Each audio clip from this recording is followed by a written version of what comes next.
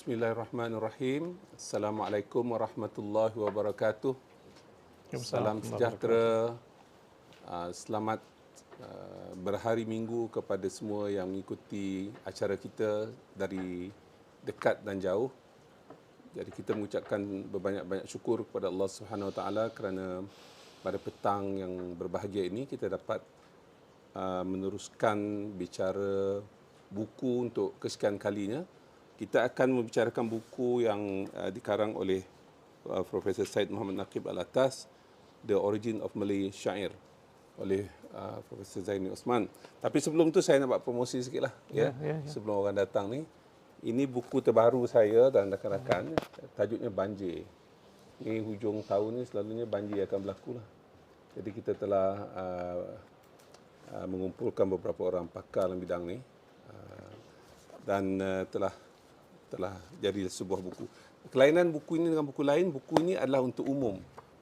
Biasa buku banjir ini ditulis untuk hydrologist ataupun hydraulic engineers dan sebagainya. Kadang orang tak boleh nak faham baca. Buku ni sangat mudah untuk dibaca sebab selain daripada banyak ilustrasi yang ada dalam buku ni, kita juga telah memendekkan perbahasan tentang banyak perkara yang berkaitan dengan banjir ini dalam bentuk jadual. Jadi saya fikir setakat ini pada pengamatan saya lah, buku ini mungkin buku yang paling menyeluruh tentang isu banjir di Malaysia. Ya. Buku ini diterbitkan oleh UKM dan harganya RM100. Tapi siapa nak hari ini, ya, untuk tag saya hari ini saya bagi 20%. Ya, untuk tag saya hari ini sebentar.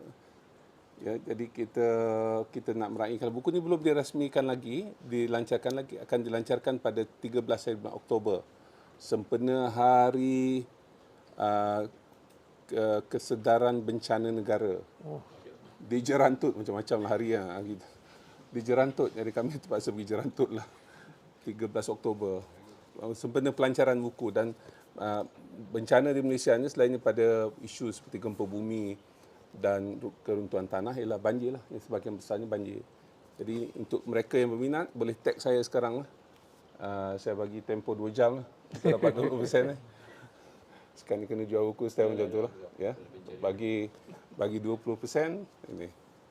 Yang lain saya tanggung, ya, maknanya kos penghantaran saya tanggung. Buku ni harga RM100, jadi RM80 lah siapa yang nak buku ni. Jadi saya tanpa memanjangkan cerita menjemput Profesor Zaini Uthman untuk membahaskan buku yang agak sudah 5 dekad. Ya. 5 dekad 1960s lagi. Buku ni, tapi ialah sebab kita perkara-perkara yang berkaitan dengan ilmu 1968 disebabkan oleh buku-buku yang berkaitan dengan ilmu ni, semakin lama buku itu bertahan maknanya semakin klasik lah buku tu, semakin besar makna buku tu. Jadi tidak bermakna buku baru saja yang kita bahaskan, buku lama tu kadang-kadang lebih mantap. Jadi saya silakan. Alhamdulillah, bismillahirrahmanirrahim. Alhamdulillahirabbil Salatu wassalamu ala asyrafil anbiya wa ala alihi wa sahbihi ajma'in. Assalamualaikum warahmatullahi wabarakatuh. Dato, I don't know how kita nak conduct in Malay or kita nak conduct in English. Because the book is in English. Yeah, in English, yes. Okay. Yeah, bilingual. Yeah, and we can perhaps intersperse with Malay. I think I owe an explanation why I want to talk about this book. One, where we left off last time, when Dato Seri raises the issue of Islamization. And there is something very important. In one of the things that Professor al-Attas mentioned about Islamization of a particular region, wherever Islam finds it, or wherever Islam spread its wings, is the Islamization of the language. Because one of the tenets of secularization is the divestment of religious meanings, spiritual meanings, over the control of the mind. So the control of the mind, how human beings communicate by language. So this is something quite unique of Professor al-Attas to see this, to observe this particular characteristics. And he saw that in also the first, well, in the revelation of the Quran. The first Islamization of language appears in the revelation of the Quran. It is a new language. It is not the language of the Jahili Arabs, whereby the semantic meanings has been changed and transposed to become the medium of a new worldview, and that is quite unique. And this is also the case of the Malay Sha'ir. The book is very difficult. I want to say it at the outset. It is not a pleasurable reading. If anyone have tried to read the book, I think by the third page, you will be completely disappointed and you're completely disoriented. First, not only the language, but the subject matter. And so we are not going to go into the very detail of the book, but I want to describe and to discuss about the book, Dato Seri, because this is one of the other artifacts that proves the Islamization. We have empirical artifacts like the Batu Bersurat of Terengganu, but one of the things that Professor al-Attas always says, one of the artifacts of a civilization is the language, and that is where we have missed. And I think there is a need to, for example, to give a new animated effort in reviving Jawi, because that is our language that represents the body, the form of Islamization of the language. Because now when we have no longer the form, which is Arabic in character, you see the flooding of new terms coming in, that is basically, well, we call it English, but it's not really English. It is coming from a different worldview. And this is why perhaps now we have a confusion and error in knowledge even more widespread. And I think this is why Professor al-Attas wants to talk about this. His idea of writing, I think, of the origin of the Malay Sha'ir is to show one thing very specific, that the sha'ir is quite unique. It is a creation of a unique individual by a person called Hamzah Fansuri. It is based, it has its influences from earlier Islamic form of poetic expressions, but it is a unique creation. And this is why the word is called sha'ir, because in Arabic, the word would be sha'ir. Sorry? The word would be sha'ir.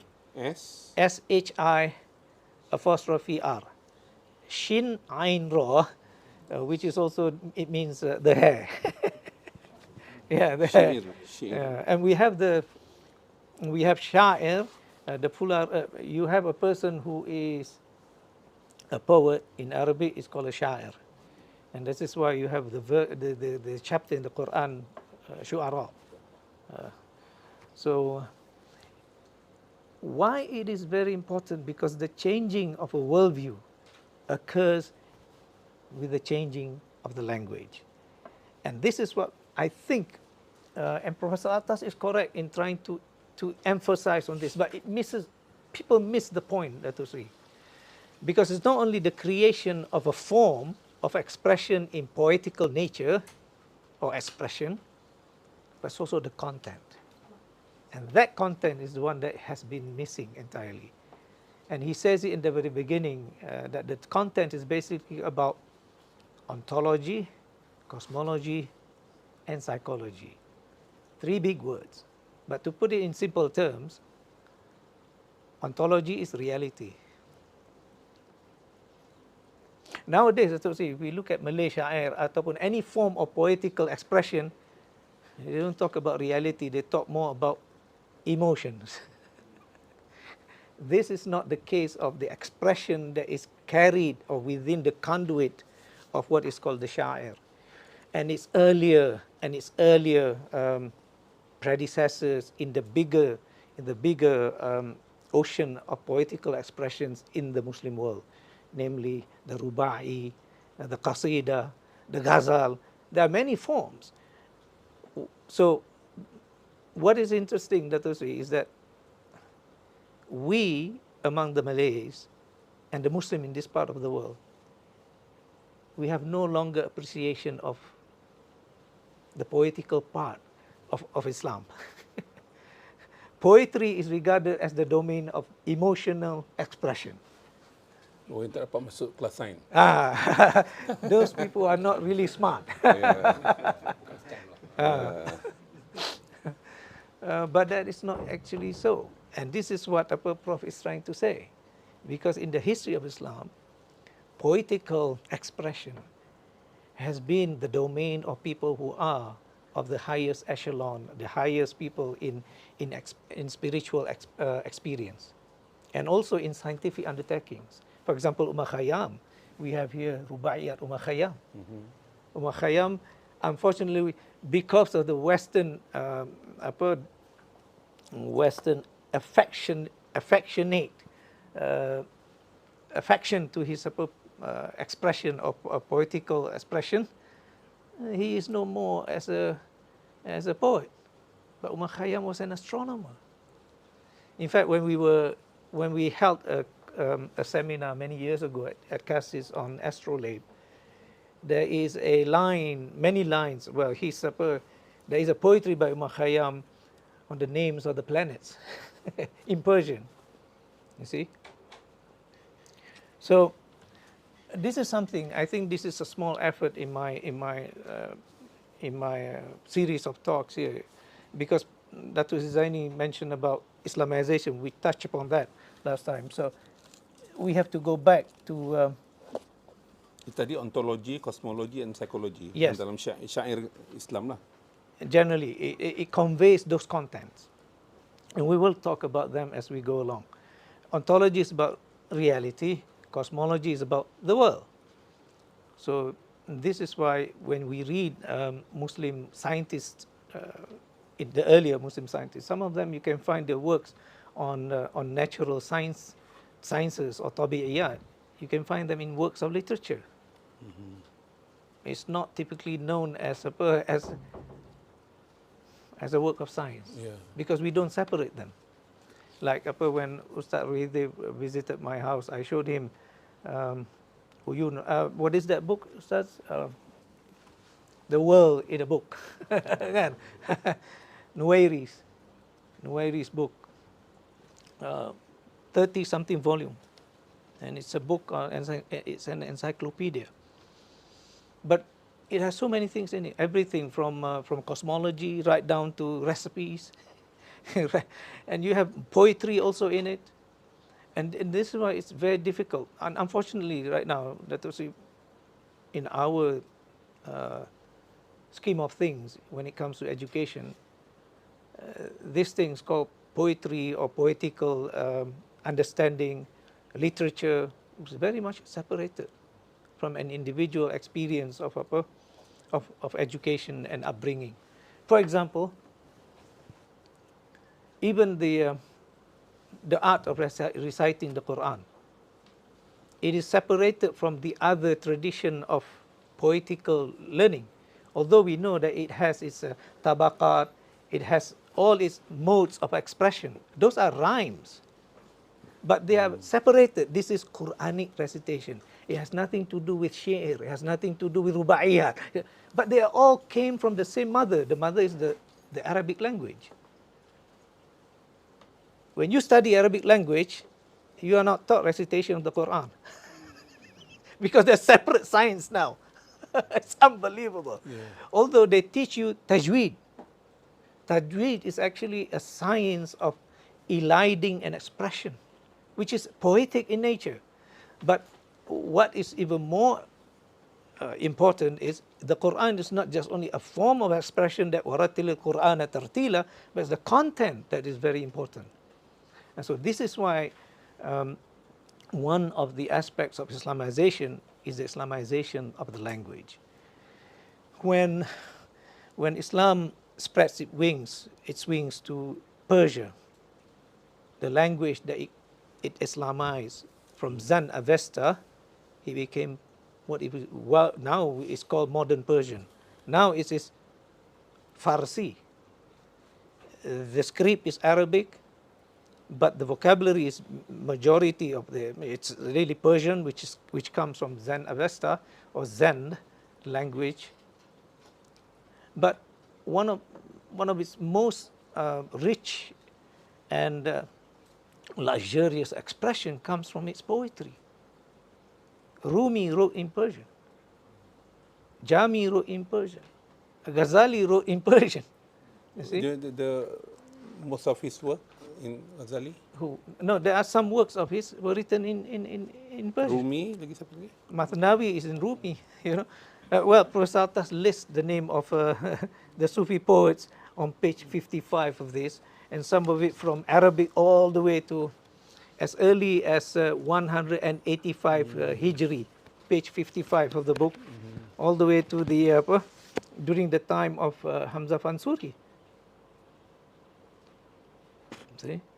And you can have all this Rubaiyat is in Rubaiyat Makhayyam is in Persian. Hafiz, Saadi. We are missing these stars in the constellation of great Muslim poets. I was only introduced to them when I studied Islamic civilization, you see. But it is unfortunate that we are missing this. So we have cosmology, which is about the world. And then we have psychology. And psychology is, of course, it's not about the melodies of the soul, which what people might understand as now the nature of the science of psychology is trying to deal with the problems of the individual. But when Muslim wrote about psychology in the past, it is not about the maladies and the illness of the soul. It is talking about the perfection of the soul. It's a complete reverse. And the poetry that goes with it is that. It's an expression of a personal experience with the ultimate, because it is the expression or the experience with the ultimate that allows them to express themselves in a very poetical manner. Right?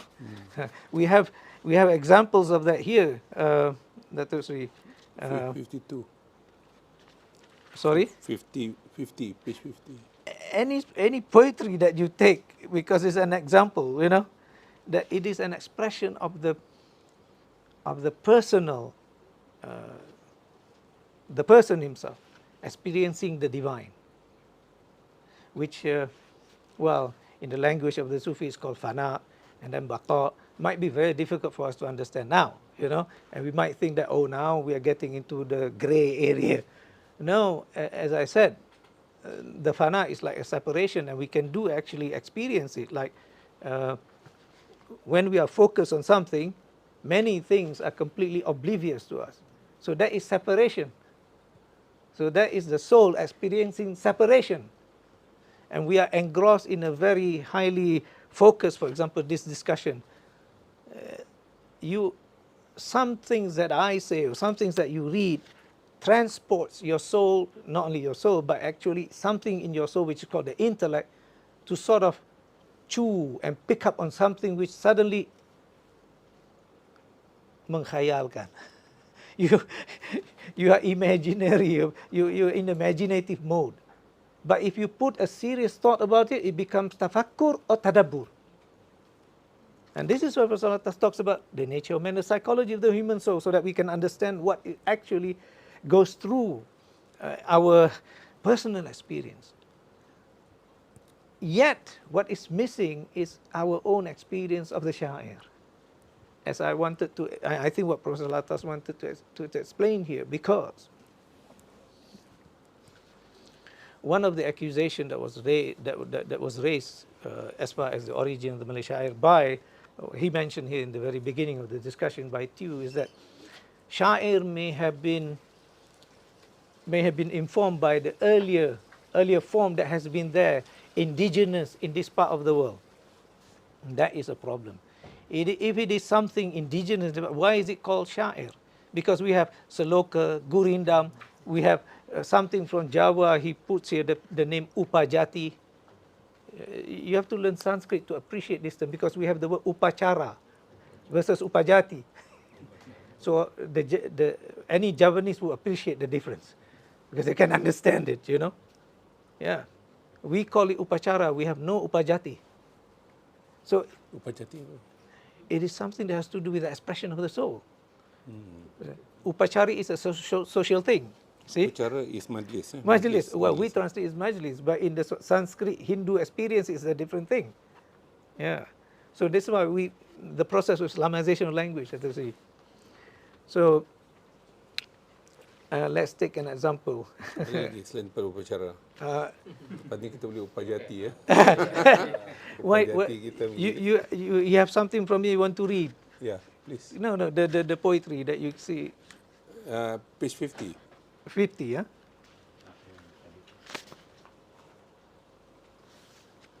Ni siapa yang nak buku ni ada ni? Buku ni ada satu lagi.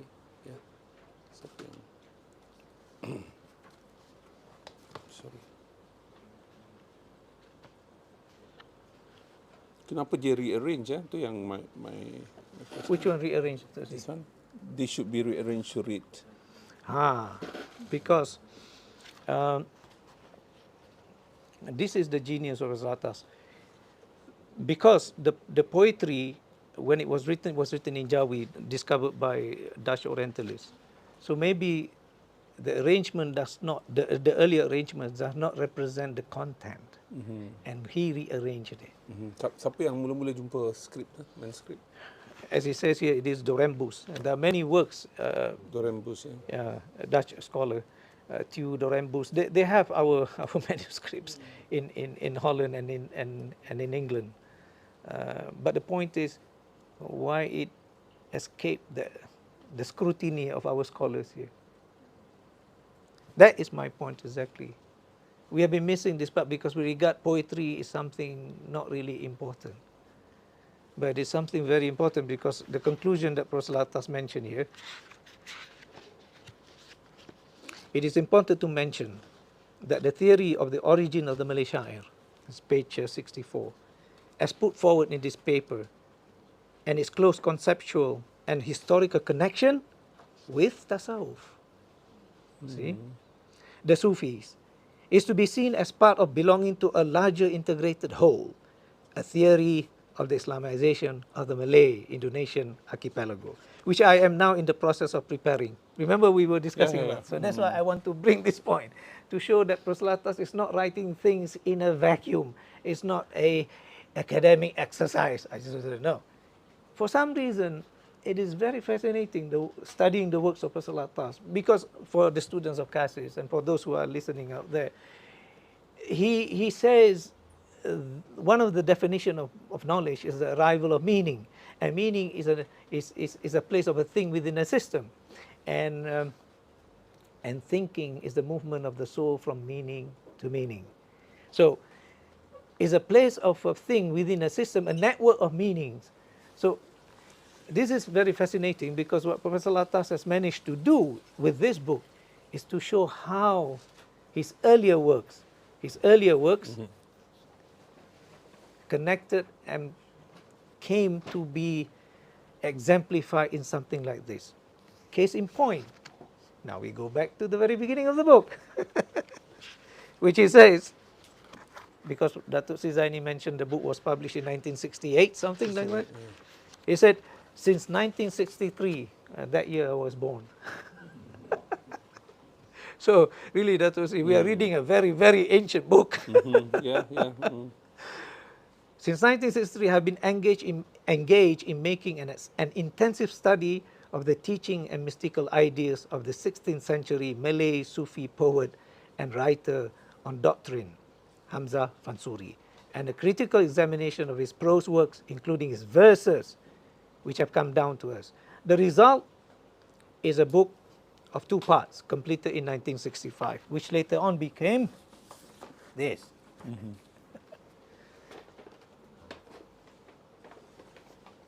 But how did he started into Malay Sufi poetry? And when he was in Sandhurst, Eton and Sandhurst, Prof. al-Attas was recalling, he used to frequent the library and he read the works of great Sufis. One of it was Jawi. So despite his training to become, a military leader, he was exposed to literature. Now, this is what is missing now. I don't know whether UPNM expose our, our trainee to be part of a bigger reading.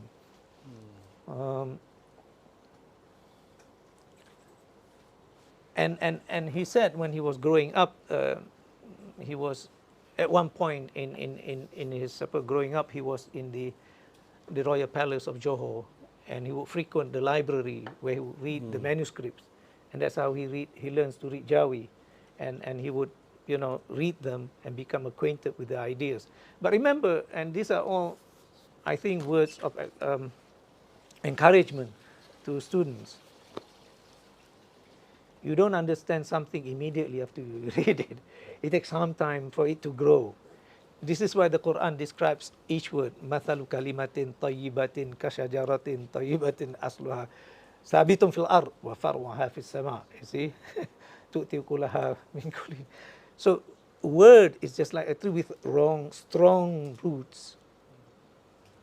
Building that roots, it takes time to grow in, and also for it to have this very verdant foliage.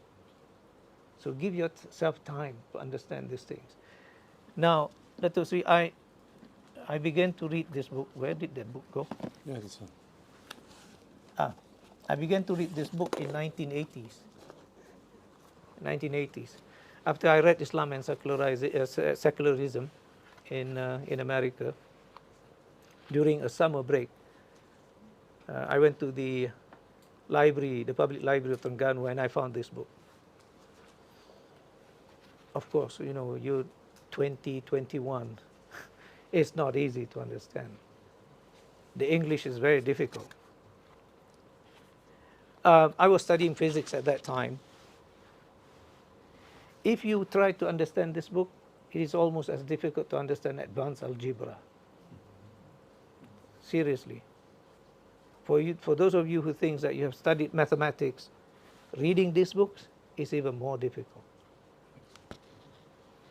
I'm not trying to discourage you. I'm trying to tell you this work is a product after this. So this is a concentrate, yani. In bahasa Melayu, ma'jun.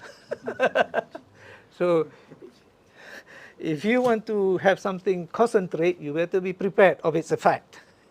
It's going to be a very strong effect. If you are predisposed to understand it, it will be a sweet reading. Otherwise, the word concentrate in Islam, in Arabic, in the language of the old Malay, I don't think you know what the word is. It's called racun.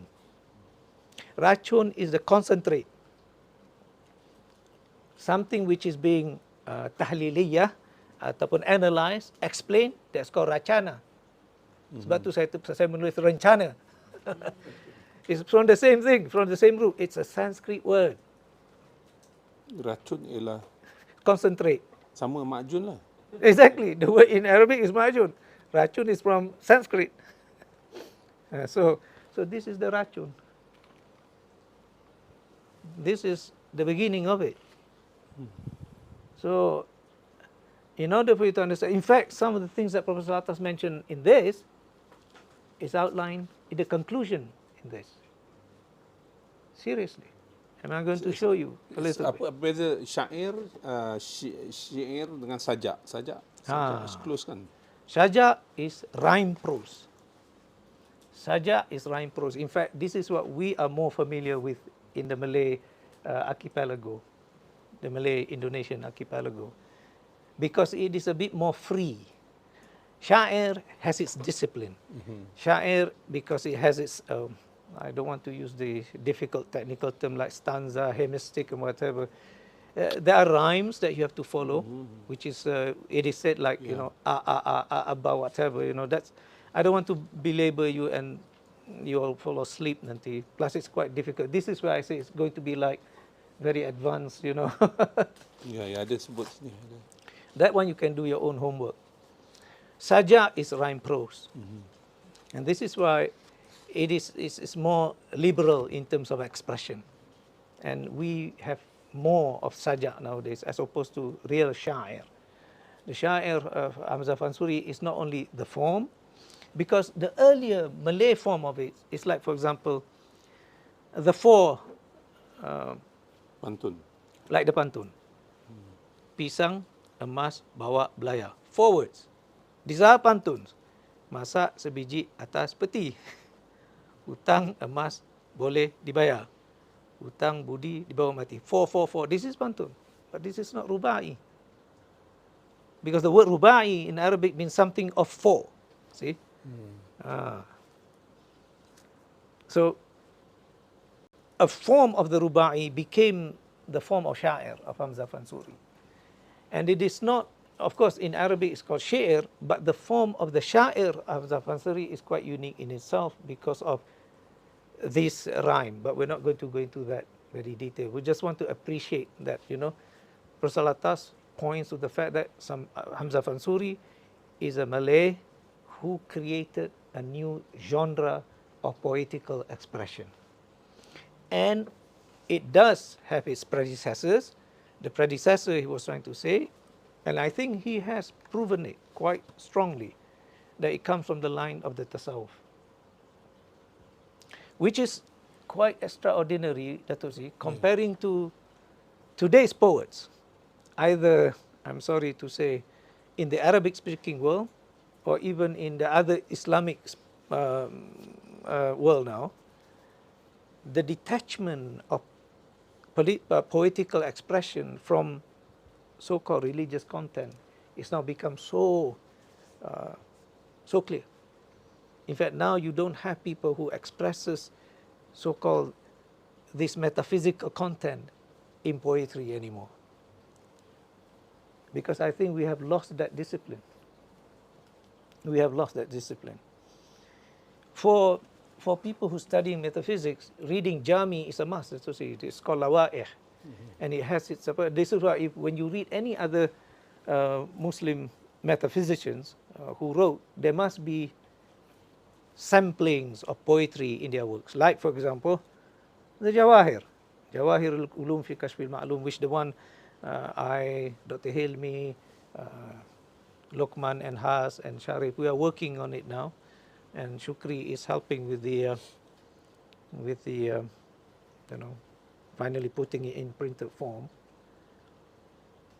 In the Jawahir, Raniri quoted a lot from earlier Sufis, including Hamzah Fansuri, because the discussion is about metaphysics and how sometimes, I think what Raniri was trying to say, poets, they have this thing called poetical license. So they are allowed to say some things, express some things. But for fear that it might be misleading, this is why Raniri put a caveat that sometimes Hamzah Fansuri's poetry can lead to something which is wujudiyah, which is dalala, that can lead to astray. What it means is that you will have to have, in terms that Raniri was describing earlier, or what Prof. al-Attas mentioned earlier, that poetry in Islam has to do with ontology, cosmology, and psychology. What happens with wujudiyah, which are dalala, the wujudiyah who are astray, they got the cosmology, ontology, and psychology completely wrong. And this would lead to a different understanding of the nature of the world, yourself, and God, for that matter. So this is quite fascinating in itself. Now, remember, this is not the place for me to go into greater detail, but only to give you a general understanding of what this book is all about. And plus, one might thought that this is the concentrate by itself. But there's a compendium to this, and it is called the concluding postscript. It is this one? Yeah. No. Itu balik kalau. The concluding postscript to the origin of the Malay Sha. because there are some things that was raised in terms of something that was not understood, so he wrote it again, and maybe we can possibly mention something about that book in the next meeting, perhaps, inshallah. So, Who are these people? Verhoeven. Verhoeven, These are Doberos, these are Dutch scholars who, you see, when Professor al-Attas was studying Hamza Fansuri, he was in London, University College London, SOAS, sorry, he was at SOAS. Two major places where Malay studies are conducted, and that is in SOAS and in the Netherlands, in Leiden. So the Dutch scholars, they have greater control because they were in Indonesia. So they managed to get more manuscripts. And maybe you might want to ask me what drives them to study this manuscript. Well, I don't know. Maybe they have a personal interest. But it is also, I think, the need to know the culture of the people in order to sort of maybe control them or something. And remember, for example, for the Malays, Stanford Raffles collected a lot of the manuscript in this part of the world and shipped them back to England. And it was said that, a shipload of it just sank, isn't it? So betul. They are not collecting. British came, when they came to Malaysia. They were collecting. They were collecting as well, yeah. but it's not as much. No, they do, but because we are a smaller geography, yeah, our geography is very small. But the Portuguese, for example, concentrated on Malacca, but the Portuguese were everywhere. They were in Terengganu, they were in Perak, so that's why they managed to get Dutch. No, the English. The Dutch, they were in Indonesia, different parts of Indonesia, all over, you see. And they're bigger real estate in a sense. But this is what Professor al-Attas was saying. I mean, we have to acknowledge their painstaking detail in studying our manuscript. The manuscript that Professor al-Attas found was originally collected by this, siapa nama tadi? Durembus, even earlier scholars collected them, yeah. But they are kept in Leiden. But some, like for example, my Jawahir, I found a good copy of it while I was the fellow at Oxford. I went to SOAS, so I found a better copy of it there. Until recent trip and recent efforts by Haas and Lokman, they managed to find a digitized copy from the National Library of Indonesia. So we managed to make comparisons. So yang contohnya page 47, so this. Okay. When I read this, ada dia punya footnotes 81 tu. Yep. I've shown so far it is scholars like Dorenbos and Thews and others, and not the traditional copies yeah. who have been potential rewriters. So yeah. they rewrite the whole thing. Oh, no. In this discussion, Dato, there was an allegation made by Thew that in the tradition, remember we talked about this in one of the series here, in the tradition of Arabic books or the writing of Arabic works, you have the author. The author sometimes will conduct an imla, which is dictation. And that dictation is where copy is. And then, let's see the page 47. You have the copy. So he was saying here, I have shown so far that it is scholars like Durembus and Thew and others, and not the traditional copies who have been potential rewriters. Remember you showed just now, he changed the arrangement. This is what Professor al-Attas was trying to say. Some of these Dutch scholars, they try to rearrange this, and that's what happened also in this book. So I don't want to go into detail. He managed to rearrange some of the poetry by Hamza Fansuri to make it even more correctly flowing in terms of metaphysical ideas. And that has to do with someone who actually knows the metaphysical framework. Otherwise, you cannot rearrange this. And this is what I'm saying, that it's like reading, if you have training in advanced mathematics, you can easily go into quantum mechanics, quantum physics, because it's formula-based. So this is the same thing in this field. You must know the very basic framework in order to actually read these manuscripts. Otherwise, it's harubiru. So rearranged means from what language? Because No, rearrange in terms of the order. order. The order of the sha'ir. Okay. Yeah. And this is why when you have an in-depth knowledge of it, when you read, like Jawahir Ulum fi Kashfi Ma'lum, we have, just to, because I'm jumping here, Dato Sri, trying to describe something. In the Jawahir, because one of the things that Dato, Prof. Al-Attas mentioned is to show that it's an original creation, the sha'ir. The meaning of the word origin, he used the term one, singular, origin. He doesn't talk about the origins, because he wants to show that it comes from one person. See? And it is uniquely to one place, which is the Malay world. Unlike what you've seen in other parts of the world, like for example in the Jaziratul Arab, you have something called earlier, which is Sab'a Mu'allaqat, you know, the 7 odes, the hanging odes, you know, which are, they call poetry. But that nature of poetry is not the same, the content, it's not the same as what it is in the Quran. And not the same entirely with the poets of the prophets. It's entirely different. I have the pleasure of learning the Sab'a Mu'allaqat, and you can see the content is entirely different. The Jahili Arab Sab'a Mu'allaqat ni completely very humanistic in nature. It talks about women, it talks about beauty, it talks about war, very much like what you find in the Greek works of tragedy, the works of Homer, the Iliad, the Odyssey, and what have you. And this is why we have a certain form of it too, which is, I'm getting to it. When we were reading Jawahir, there are selections that Raniri came up with pointing to a book that was sent earlier to Malacca. And that book is called Durul Mandhum.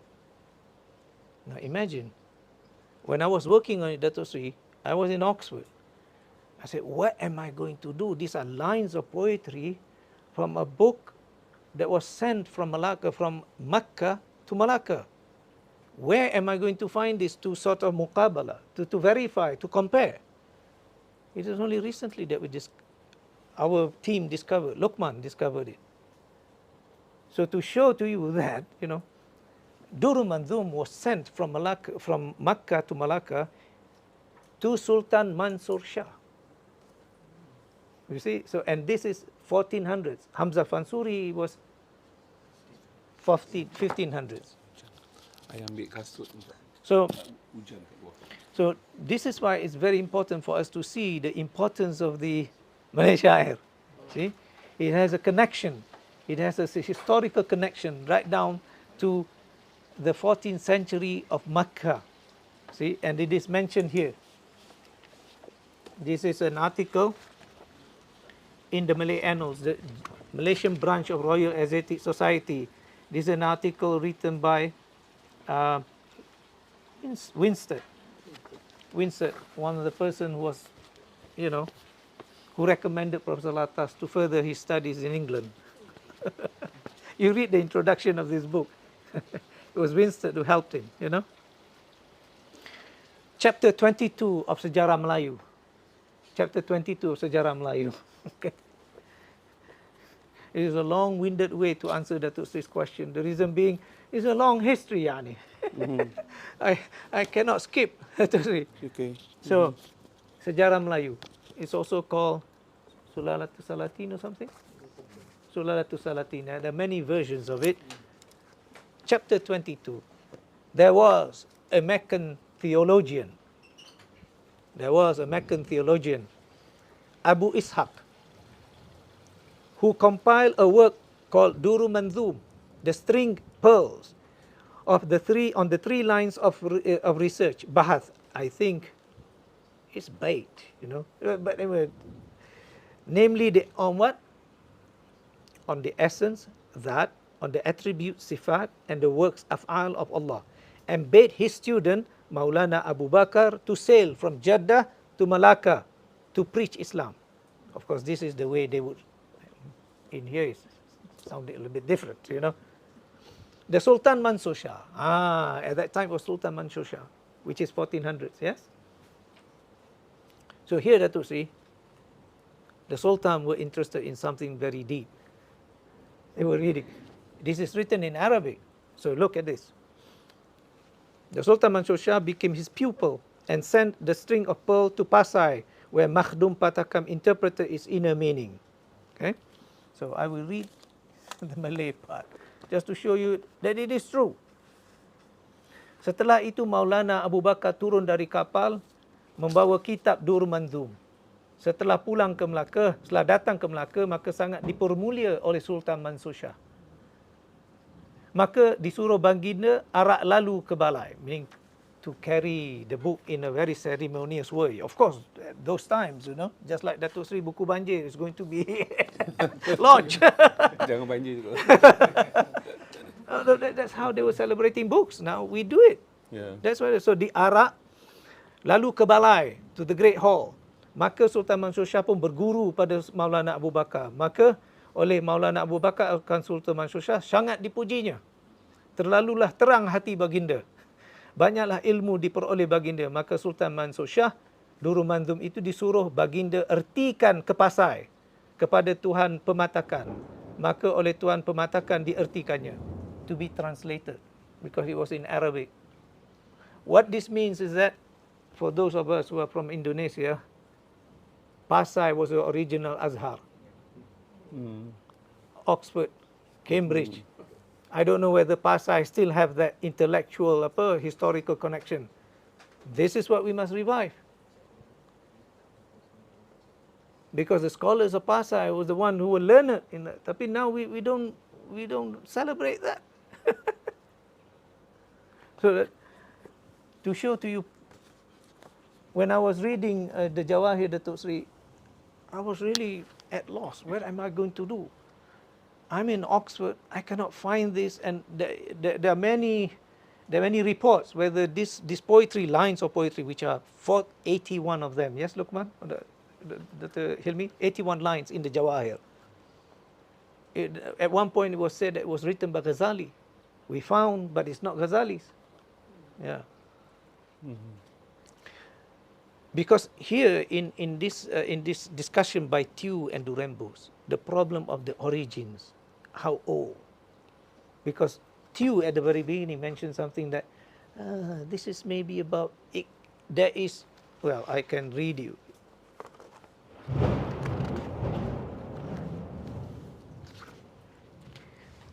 In Aceh, page 7, sorry. In Aceh, in about 1600, oh, you see? So we have the poetry from Makkah in the 1400, and suddenly he starts at 1600, 200 years late. The word sha'ir or sha'ir still meant poem in general. The Tajus Salatin, whose text was written in 1602, contains no poems which exhibit the structure of the present Malay sha'ir, and the word sha'ir found therein conveyed the same meaning of poem in general. The roughly contemporary sha'irs of Hamzah Fansuri must be compared, had the same connotation as far as the word sha'ir is concerned with the Tajus Salatin. So maknanya, maybe it's from Tajus Salatin that Hamzah Fansuri got this. The sha'ir Perang Makassar written in 1670. So my point is here to say that the influence of the sha'ir is earlier by 200 years. It's 1400s. It was it was translated by the scholars in Pasai. So what happens? That's what I say. When you want to translate a poetry, you try as much as possible to emulate the rhyme, isn't it? Although you may fail, because it's an entirely different language, and the sentence structure, the words, may not allow you to remain in that rhyme, or what more, the syllables. Whatever in Arabic called tik-tak or taktik, or maybe that's where the word TikTok comes from, you know. Yeah, isn't it, Ustaz Reze, when you call it passing or the breaking up? I don't know what is it, what the word called in Arabic prosody, when you want to decide the bait, the bahar. So they missed by 200 years. They missed by 200 years. So yang 200 years earlier ni means it is from Makkah tadi lah. Yeah, and this is very, it's a big revelation that to see, because there is this idea that Islam came to this part of the world, and this is Islamization again, very late, with the decline of Islamization in the Islamic heartlands, meaning Arabia, Persia. Islam is it's going down. So we got the crumbs of Islamic civilization. Not true. 1400s. That means, you know, the poetry has been written much earlier. See, Maulana Abu Ishaq was living in Makkah. Now the challenge now is to find who is this Maulana Abu Ishaq. And he sent his student Maulana Abu Bakr to send to Malacca. So that's fascinating. So to show that poetry has its roots in Makkah, and it's not a frivolous, you know, emotional, it's a very solemn, spiritual activity. And this is what Prof. Al-Attas wants to say. Unfortunately, poets now, and Malay literary scene now is entirely irreligious, unfortunately. You know? And we have been missing that part. Our traditional ulama do not do this anymore, you know. Some may, I don't know, some may invoke other forms and in order to facilitate understanding or to facilitate memorization of some things that they teach. But it's the poetry that will be far more fascinating. And this is one thing that I hope to raise the interest, so that, you know, we go back to reading some of the poetry of Hamzah Fansuri, Yeah. and try to understand it later on. Kita ada 2 sesi ni, so it can be another session. Yeah. You see, so page 11, sorry. What is more important?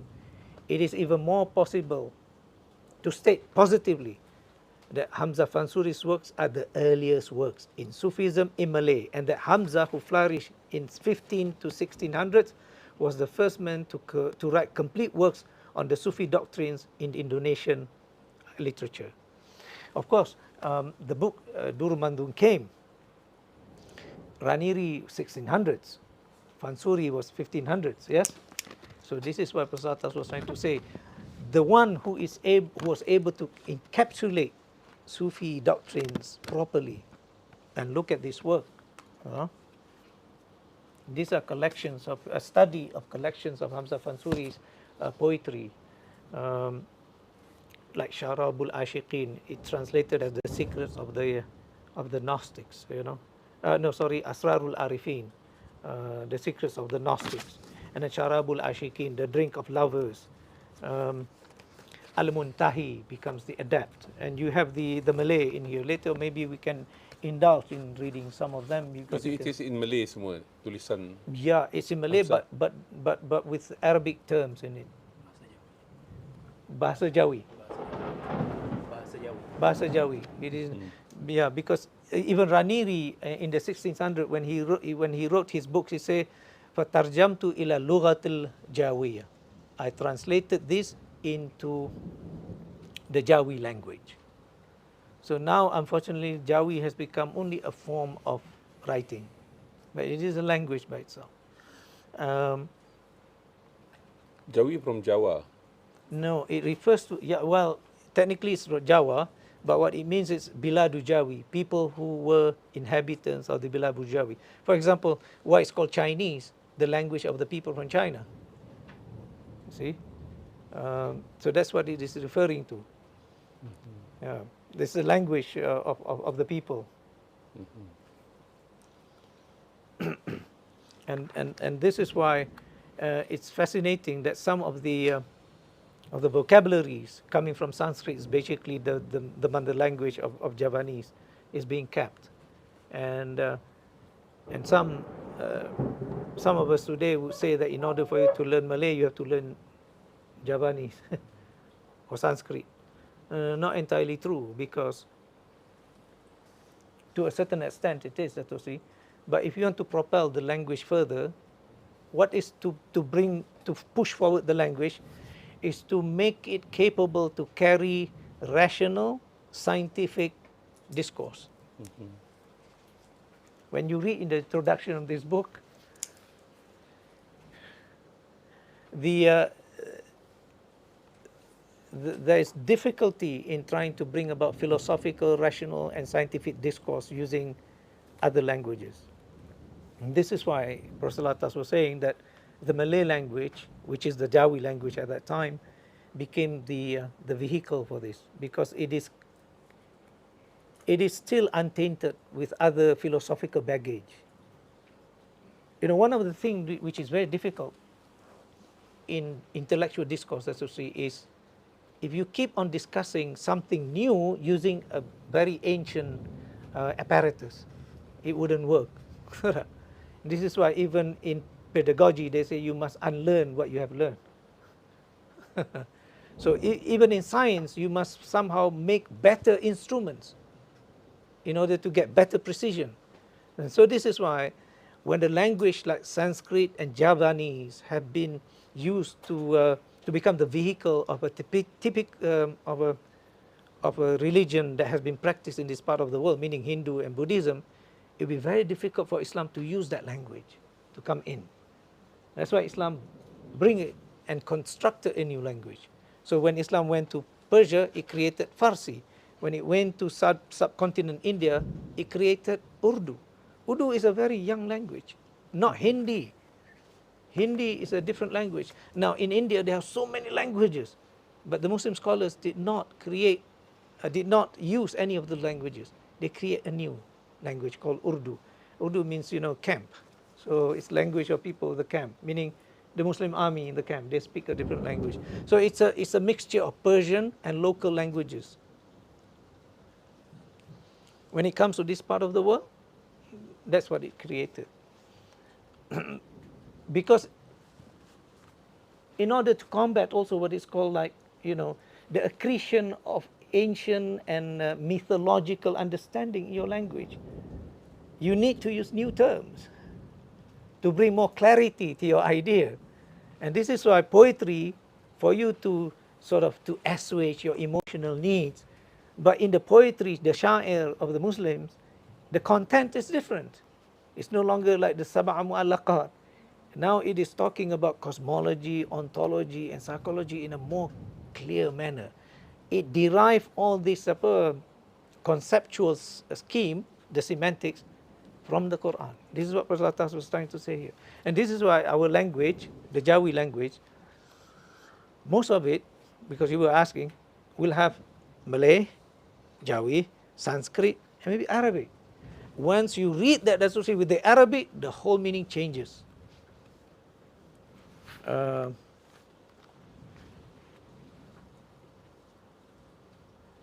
That's why, for example, dengarkan sini, hai anak Dato. Page. This is 23. Ombak dan air asalnya satu. This is Hamzah Fansuri, and Raniri is quoting in his Jawahir. Seperti manika muhit dengan batu. He introduces a new term called muhit. It's Arabic. Dia tak guna liput. Dia tak guna sarwa. He used the term muhit. This is one of the sifat Allah Ta'ala, the names of Allah Ta'ala. See? From the Arabic ahata, you know, ihata, which means to, you know, have a what you call it, overarching sway. Wallahu muhitun bil kafirin, you know. So seperti manikam, slowly this word is missing now. It's one of the pearls.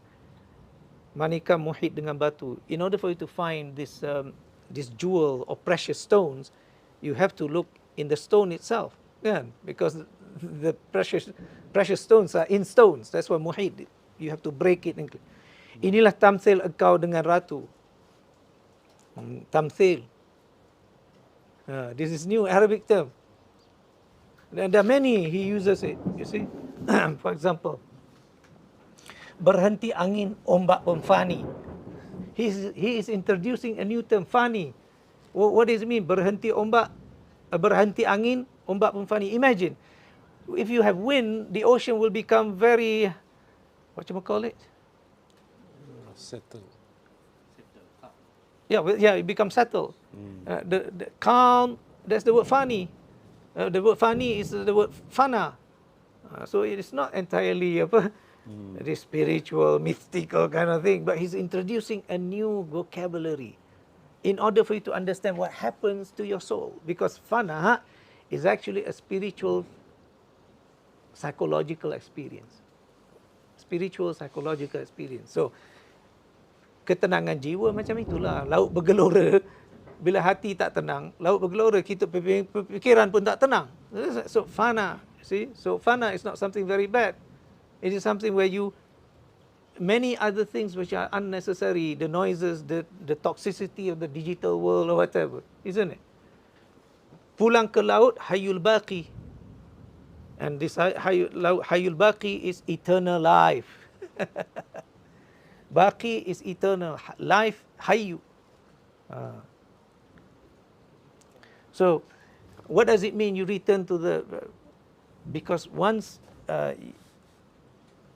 the idea of fana is what is called annihilation. The process of returning to what is called ma'dum is something which is unsettling. Once you return and you being muhit, muhit, you are being, dalam bahasa Melayu, ampu. You diampu dan diapungkan. This is what I use in my translation now. You diampu dan diapung oleh iradah Allah SWT. And iradah is like the laut hayu baqi.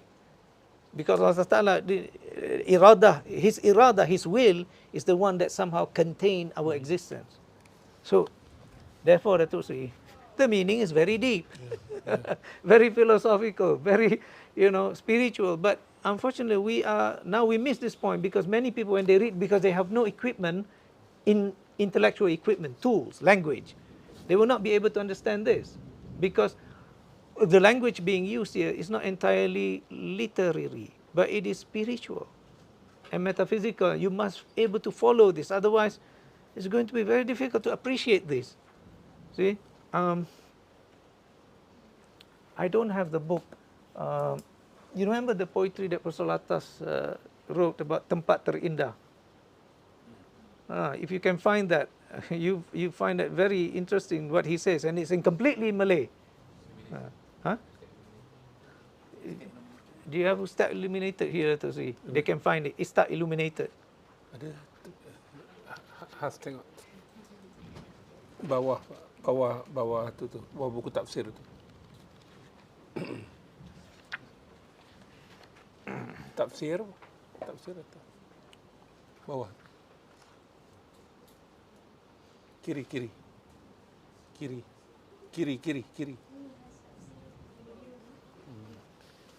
Okay. Talking about the fana and the fani, look at page 54. This is what the description is, Minuman itu bukannya air. Okay, look at this. This is the poetry, he found it. Tempat terindah. Wahai pengembara. Wahai pengembara. Okay. Kau nan luas telah merantau. You have gone far afield. Menikmati puspa nan mekar. You smell all the flowers, because they say, when you travel, stop and smell the roses.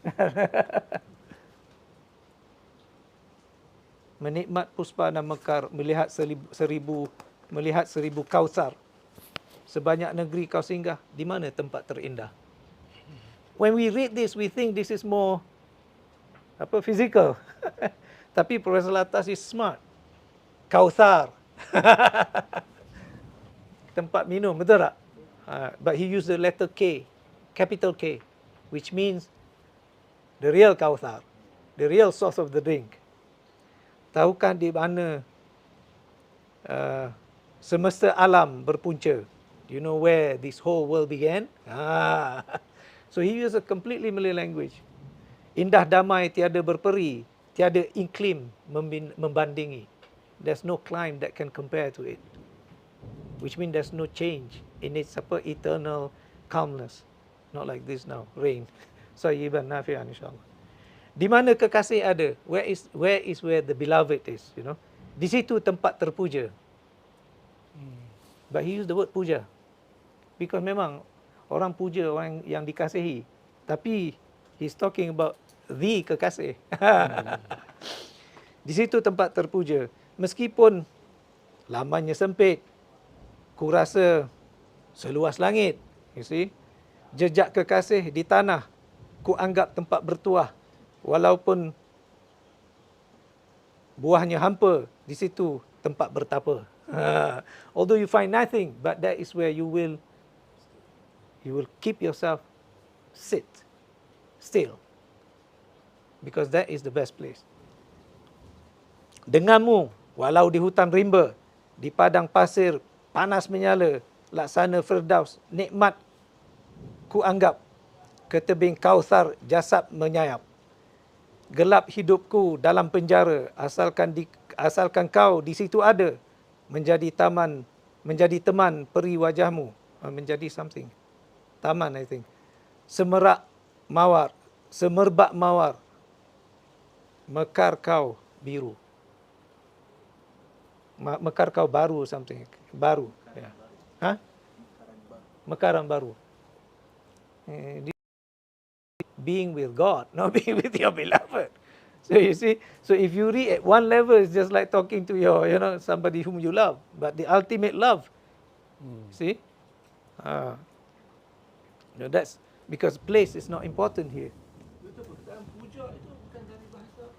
Sanskrit. Ya. Sebab tu dalam bahasa Hindu yang dia buat depan tu is called puja. And so that's why he used it in the term that puja pada yang kekasih saja. Kita, we don't use that puja now. Kita puji. That Islamization of language. Sama makna. Sama makna. Cuma puja is meant for divinity. Sebab tu the Indians when they at their statue it's called puja. Puja. Kita tukar je. It's amazing,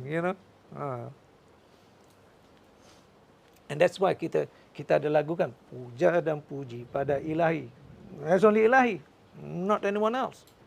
That's why dulu Dato say our writers are far more cognizant of the language and the vocabulary that they use. Partly because I think they were more familiar with this kind of literature. But now we don't have. And that is why our language becomes so dry now. It's unfortunate.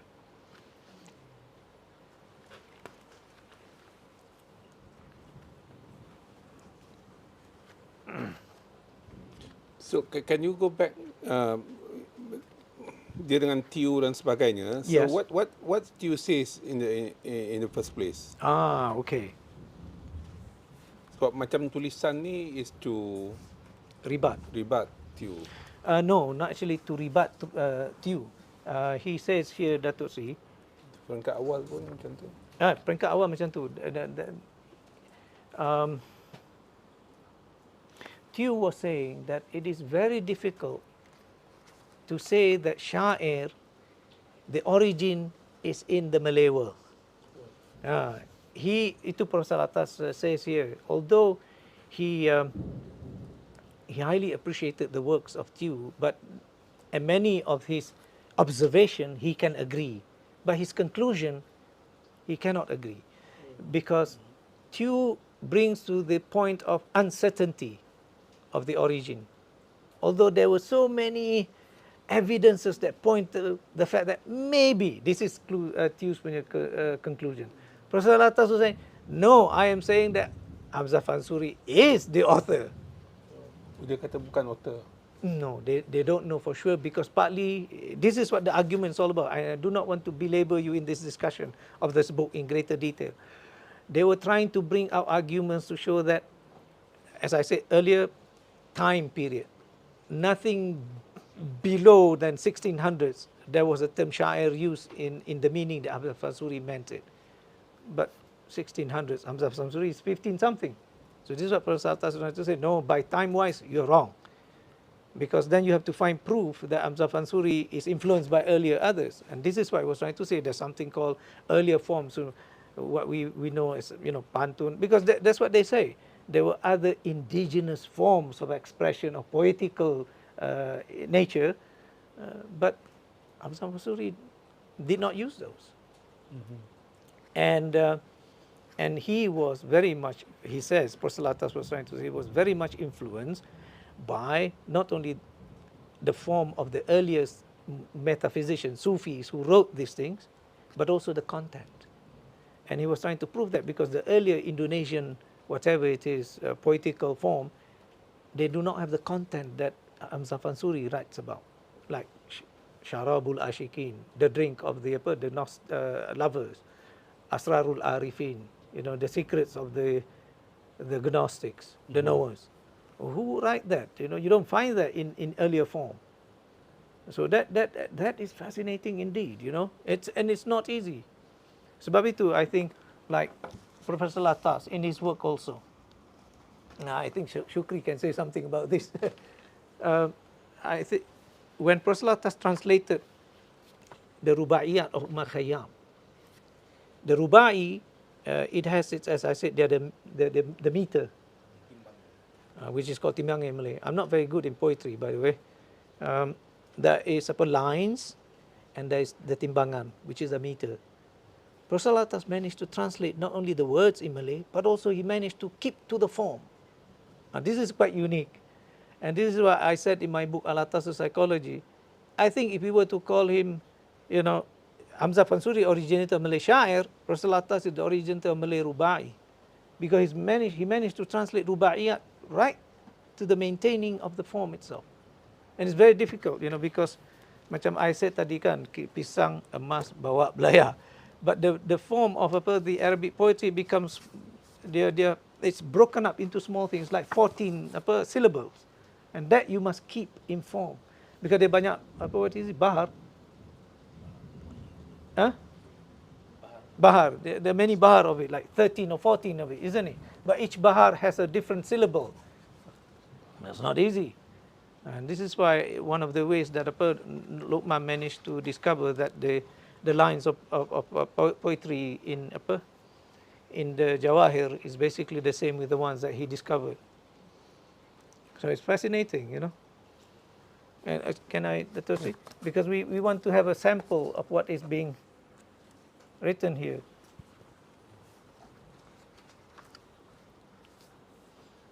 Rangkaian Rubaiyat, I don't have my, remember that if you can find the one that about the 7,000 years. Shukri, you remember that poetry? Sorry? Yeah, Fitzgerald. Yeah, Fitzgerald Khayyam. I think it's poetry number 22, if I'm not mistaken. But it's not in here because this is just a selection.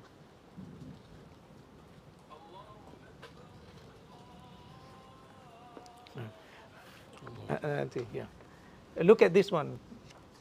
Hai roh dari dangkal debu, apabila merdeka seumpama sukma bebas kau ke langit menghala, singgah sanamu di angkasa bersama dewa, tak malu kau lama dalam lempung terbejara. Tanah lempung, you see. So these are, if you sit with Prof. al-Attas, you will go on and on about, extemporaneously explaining these things because he knows the meaning, and you sit and listen to him for hours. Sometimes you don't feel the time flowing, and that's one of the experience of fana juga, because your soul is completely detached of experience of time and space, because that's where the soul comes from. It's not from the line of time. So that's why he was mentioned di sini. Tak malu kau lama dalam lempung terpenjara. Sindah sanamu di angkasa, meaning in the heavens, far away, bersama dewa. It's just a matter of expression, Seumpama sukma bebas kau melangit menghala, This is al-Atiyar. Li'anillahil atiyar. So this is why the imagery in the poetry, mashallah, is so rich. And when you read them, if you understand what it is referring to, it's fascinating, really. Jadi asyik, betul-betul asyik. The proper meaning in Arabic of asyik, you're completely absorbed in it, So yang sejarah Melayu punya apa tu tadi tu, yang siapa tu? Sulalatus Salatin. Tak, yang tadi yang that itu tu. Durumandu. Maknanya the poetry was sent from Makkah to Melaka, Sultan Mansur Shah. So Sultan Mansur Shah dated 14 something. 1450. Maknanya tak betul yang kata yang 1600. There was nothing before 1600s. Hmm. Now we have proof. But the other part I was trying to say is that our Sultan at that time were reading something very serious, and they are willing to sit down at the feet of scholars and to really savor the books, until he wants to see it translated into Malay, into Jawi. So dihantar ke pasai, diertikan. Tapi translation tu dengan yang ni tak sama lah. Yang Malay and English. Yeah, that shows to you the meaning of the Orientalists. That's what Prof. Attas was saying. You can read these Westerners writing about our history and language. They may not get it, really. Tak sama. No. That's why we must reread our, and he's been saying we must write our own history. So I was saying that I read this book after I read Islam and Secularism. So while I was reading this book in Terengganu, and then I had to come down to Kuala Lumpur, I met someone here, and I did say to him, I said, do you know what Prof. Attas is trying to do? He's trying to grapple the authority of writing Malay Muslim history in this part of the world back to us. He doesn't want others to write it. But yet, we do not study his works. We do not study his theory of the Islamization of Malay Archipelago. We do not, go deeper into his sources. And that's sad, because many of us, when we go to, for example, particularly England, and we keep on deepening with the style and the biases of what they are teaching there. So we must free ourselves. So sebahagian besar tulisan ataupun what we can learn from Hamzah Pansuri ni is in the form of poetry. Yes. Dia tak ada tulis prose. Not really, not so much. He's known for his poetry, and most of it is in here. Semua dikutip, semua dikumpulkan. Yeah. Generally they are here. This is the English part. Raniri ada prose. Raniri mostly prose. He doesn't write poetry at all. And this is why one of the I think this is in a many ways it's quite fascinating. Why is it come from through poetry? Because I think it's easier and less material agaknya. For example, Durul Mandum that Uthman discovered is 1,000 something lines, I should say. It's the category which is called the qasida in Arabic literature. So, and 1,000 lines something is also like the lines of the Iliad, which is called an epic poetry or some tragedy work. But we don't compare with that. But it's easier to memorize poetry. And which is why what's fascinating for me is that Raniri 200 years later can still know and perhaps memorize the poetry so that he can write it, can quote it in his book. Fascinating, yeah? Because we do remember lyrics of songs, those who are affected by the Bee Gees, sometimes now, 70 years old still remember the Bee Gees. Those who like the Carpenters still remember the lyrics of Carpenter songs, What more? This poetry that really actually resonates with the Quran, with the Hadith, with the teachings of Tasawwuf and Kalam and Falsafa. It's amazing, and these people live with it, So, I like to just the conclusion, as I said, we have a few more minutes, but as far as we know, going back from the 15th century, it was the 15th century, the first half of the century to be precise, and the centuries before that reveal a predominance of works in Muslim law and the high positions occupied by the jurist fuqaha in the courts of the Malay kingdoms. This one you can see, remember, Prof. Attas discusses about the Islamization of the Malay world. The first one was fiqhi process, the first part, the first stage. Thank you. In the period, there was hardly any mention of Sufis at the court. See? But now we have the Durul Mandum, which is 1400s, from this Sulala to Salatin, which is 15th century. The Hikayat Raja Raja Pasai, the oldest extant Malay chronicle, mentioned again juries, the Sayyids from Persia. Now Persia at that time is not so much known as Shia, because they are just Persia. The great ulama coming from that part of the world. In the works of Khalid Ruwaihib, talking about the development of the intellectual effort in the Muslim world. He stopped at Persia, and that's like 14th century, because the great Muslim interpreters of Ghazali's work and also Ibn Arabi goes all the way to that point in time, who lived in the court of Malik al-Zahir in the first half of the 14th century in the capacity of religious advisors to the Sultan and his sons. There were possibly the jurist Ibn Battuta, although he met with and visited the Sultan in the years 1345 to 1346. Now, this is where now history becomes more interesting, isn't it? Ibn Battuta is no longer a mythical, traveler, but now connected with the Malay world in a more historical, blood and flesh kind of experience, really. Although even Ibn Battuta reported that the Sultan was a lover of religious debates and discourse. Now, this is exciting.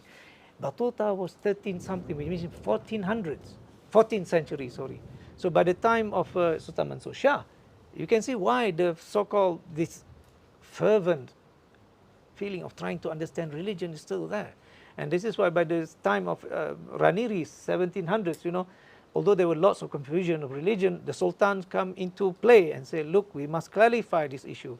And just also now we are experiencing, this, Ash'ira, Maturidiya now. Sultan must come in and say, look, this is what it is. Because we must clearly define what is now called the source of authority, punca kuasa. Otherwise, it will be hanging in the air. From which do you claim authority, interpretation of a particular law? Fiqh. You cannot. You must clarify that. And this is why, alhamdulillah, our government has said it's not to exclude others. It's just to say that Kuala Lumpur, this is where it is. You don't say Kuala Lumpur is Mendara Merdeka. Kuala Lumpur is TRX. Kuala Lumpur is Pavilion. Kuala Lumpur is KLCC. Which one? You must put a point. So that's why Kuala Lumpur 0-point milestone Dataran Merdeka.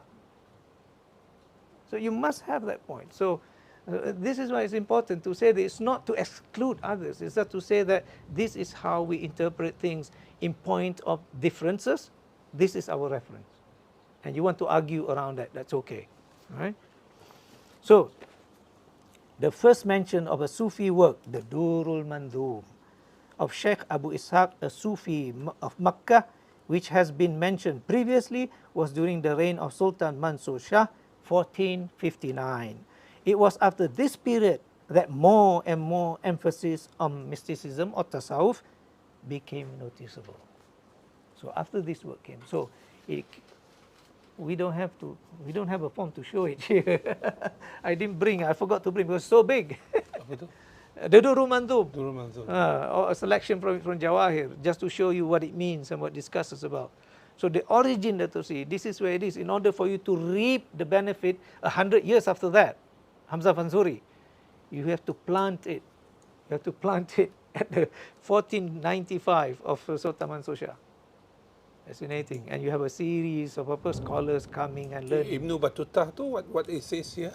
Ibn Battuta. I read about Ibn Battuta. 1346 to 1346, Ibn Battuta came here to advise on 1346. the fiqh. 1345 to 1346. 45 to 46, yeah? Yeah. To advise on? Fiqh matters. Okay, because he left Morocco at the age of 21.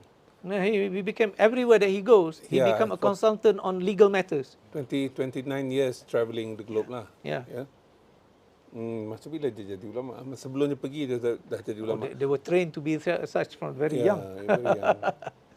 Must be. Because they were multidisciplinary. Yeah. And that's why when jadi apa ni? Jadi apa? Penasihat. Yeah. Nasihat fikih. Yeah. So like British residents, when they come here, they advise on law, isn't it? They don't advise on other things. But when the British starts to, to put their hands on Sharia, and that's what you have in Perak. J.W.W. Bush, you have a reaction, a very fatal reaction to it, So Ibn Battuta tak bawa poetry. No. Dia kan travel. Yeah, but maybe he has his store of books to read, Yeah, they have their own entertainment at that time. But I'm sure he would have read some. He has his own upper collection of poetry that he likes to read. But we don't know. That's the thing. We need to read these scholars' works again. You know, their biography. We need to study them again. Baitutah tu sini tebalnya 5 jilid. Yang kita Rehlah baca Ibn ni, Battah. yang kita baca ni yang Pendek, abridged version, abridged version. Saya dapat yang abridged version tu lah. So this is what Prof. Al-Attas was saying, and the idea of the theory of Islamization of the Malay was very important. He said we somehow forget this, and the reason why he was saying that, like you were saying, what's the difference with you? Because the worldview of the Western scholars is that they separate religion from what is called science and other poetical expression, and he says this is a method of for just not in a theological manner, but this is what he says, the method of shirk, meaning to bifurcate, to make two, to separate into two or more. You know, that's what shirk means. But as opposed to the method of tawhid, to bring into one unity, which is to unify religious experience and what is called earlier the ontology, the cosmology, and the psychology. See? Nowadays, for example, psychology is the realm of either Humanities. Sorry? Humanities. But in terms of sciences, it becomes the realm of psychologists and psychiatrists. It's not the realm of religious people to talk about it. You know, it is as if that was the claims that are set in. Unfortunately, you know, it becomes like empty claims now. You know, the Quran says, "Allah bi dhikrillahi tatma'innal qulub." That's a verse of the Quran. You know? But we take it so lightly. In fact, for us, many of us, it has no effect on me. It has no effect on me. Whatever the Quran says. So, because we have been so trained to separate this thing. So religion is now become secularized. We don't secularize the world. We secularize religion. It is for something very specific and it has no effect on you. Fascinating, you know. This is the reverse of what the prophets were sent for. And this is what Prof. Al-Attas is trying to say. You know, your language is very important. Because just because you don't understand Arabic doesn't mean you cannot recant. You cannot cant or chant in Arabic, because it has an effect on it. But we have been so disciplined to understand that in such a way that, you know, well, prayers have no effect on me. Whereas the Quran says, "Wasta'inu bis-sabri was-salah, wa innaha lakabiratun ala khashin." You know, because those are, I think, tenets of psychological rejuvenation. Because sometimes you really need to be alone and concentrate. Because khushu' it's actually you being alone, focus on what you are supposed to be focused on. But when you are patient, you are really actually focused on something, isn't it?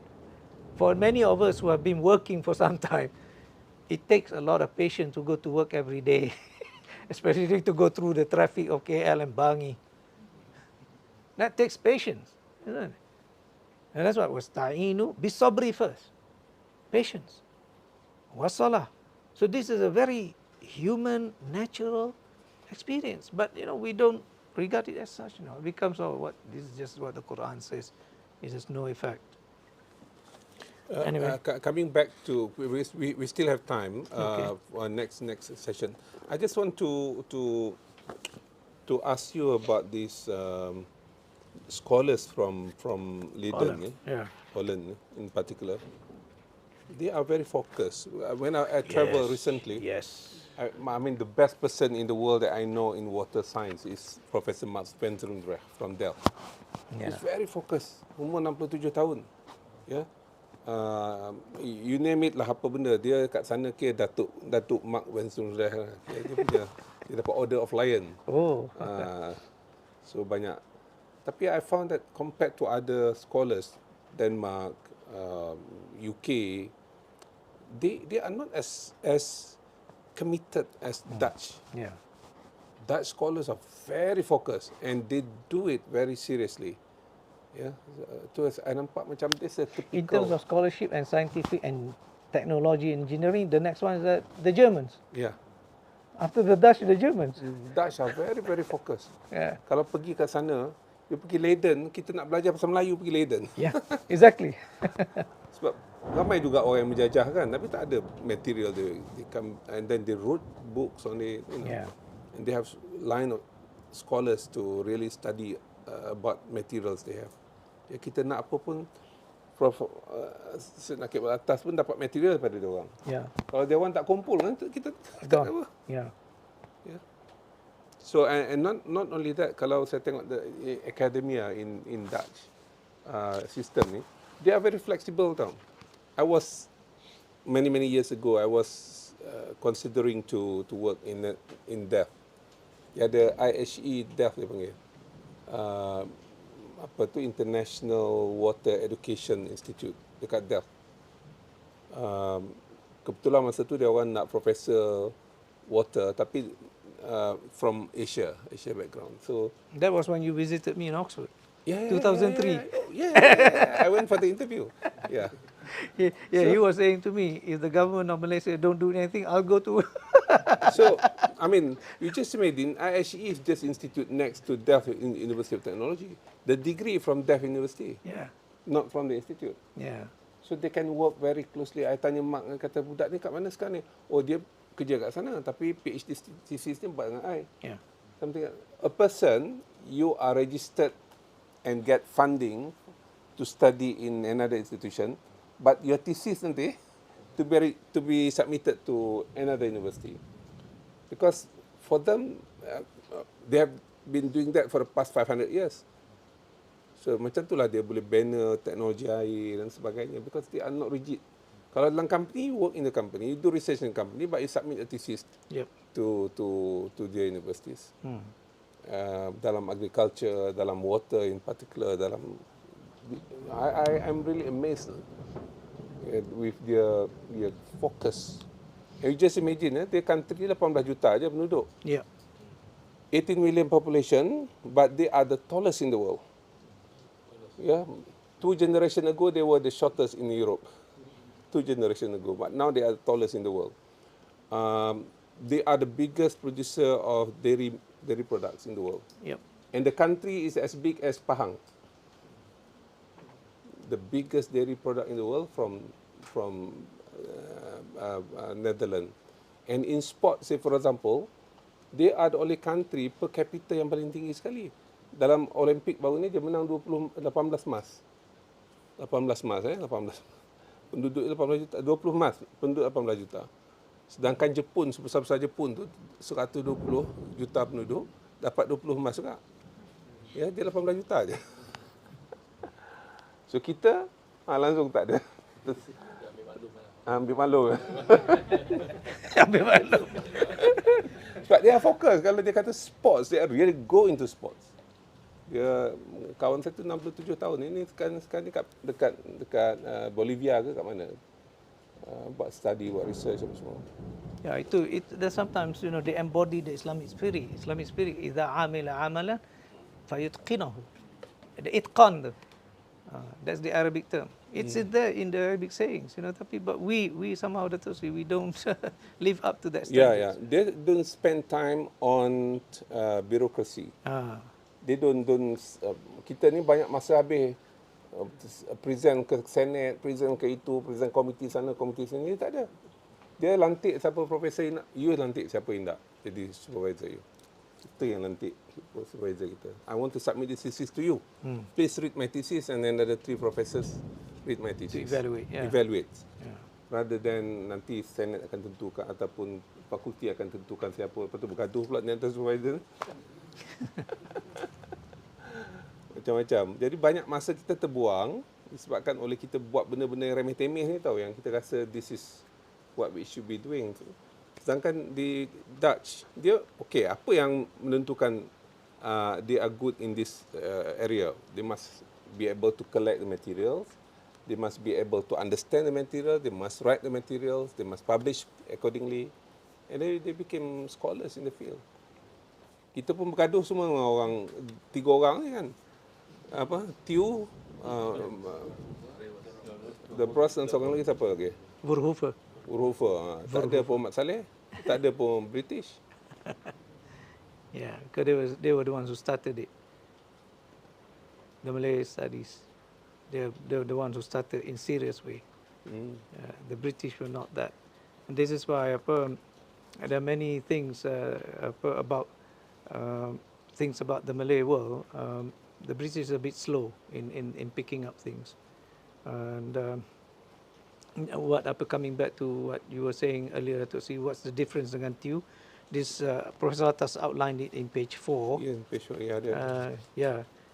He says the 3 main methods of demonstrating proofs and their authenticity and reliability.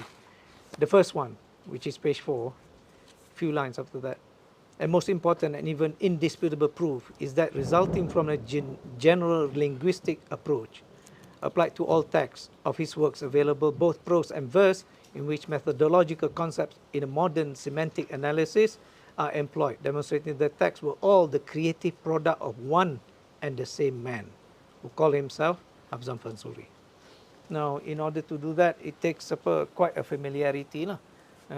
Number 2, how this is possible, because it flowing line to demonstrate key and focus words and key concepts of a completely definite conceptual systems, which are ontological, cosmological, and psychological in Muslim metaphysics.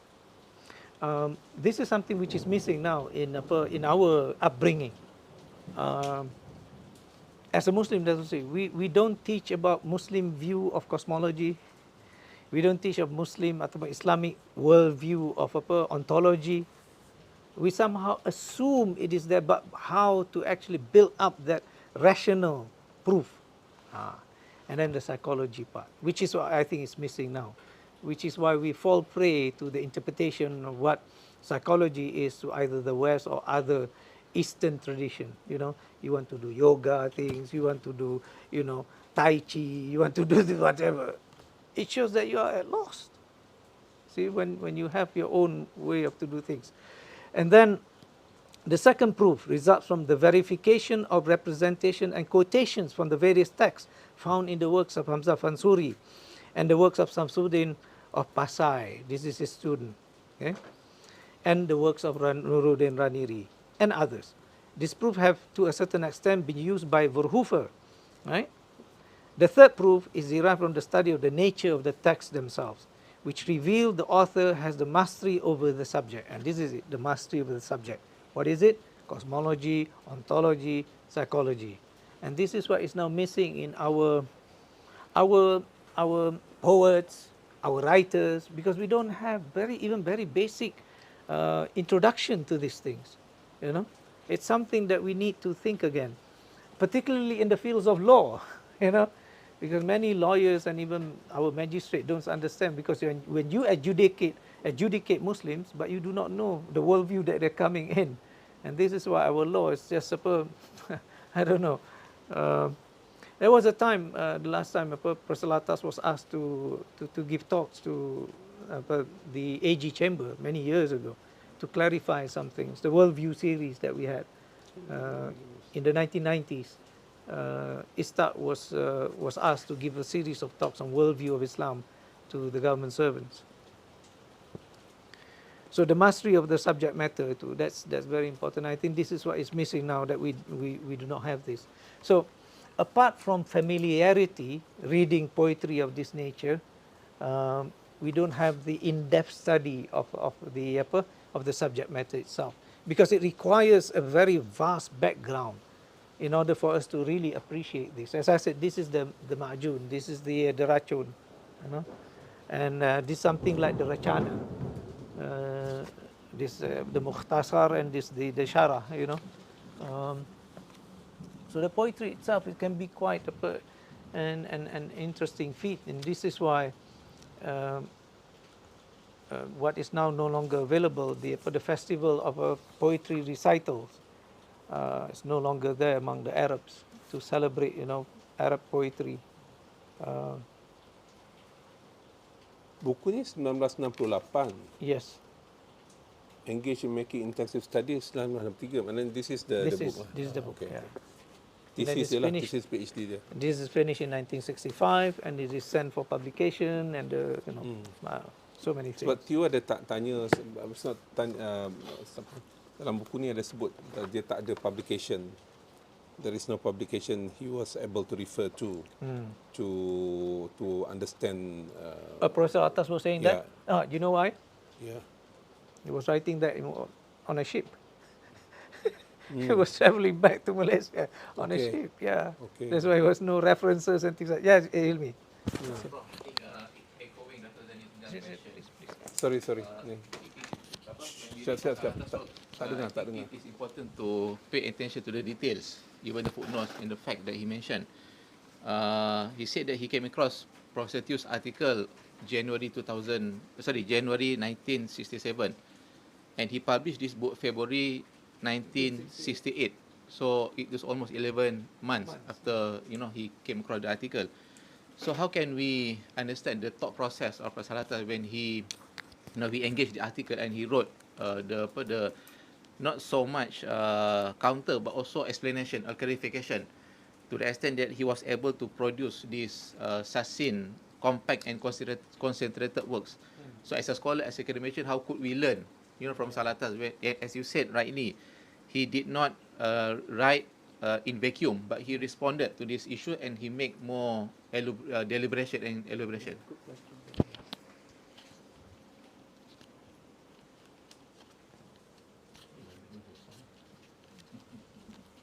We don't have the book Tarikh Benar Batu Bersurat, Syukri.